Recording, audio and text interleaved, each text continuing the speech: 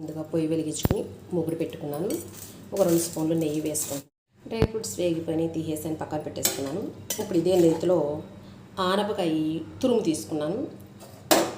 శుభ్రంగా చెక్కేసుకుని ఆనపకాయ తురుము తీసుకుని ఇందులో వేసుకొని పచ్చివాసన పోయేదాకా ఇందులో నీళ్లు ఆవిరైపోయేదాకా ఉడికించుకోవాలి.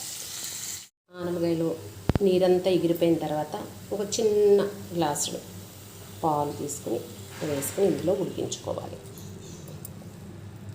పాల్లో బాగా ఉడికిన తర్వాత పాలు ఎగిరిపోయిన తర్వాత బెల్లం వేసుకుంటున్నానండి. మనకి ఎంత కావాలంత. ఎక్కువ తినేవాడైతే స్వీట్ ఎక్కువ వేసుకోవచ్చు, తక్కువ తినేవాడితే తక్కువ వేసుకోవచ్చు, మన ఇష్టం. బెల్లం అనేది వేసుకొని బాగా ఉడికించుకోవాలి. బెల్లం అంతా కరిగిపోయేలాగా గట్టిపడినట్టు వస్తుంది. అప్పుడు కొద్దిగా యాలకుల పొడి వేసుకుని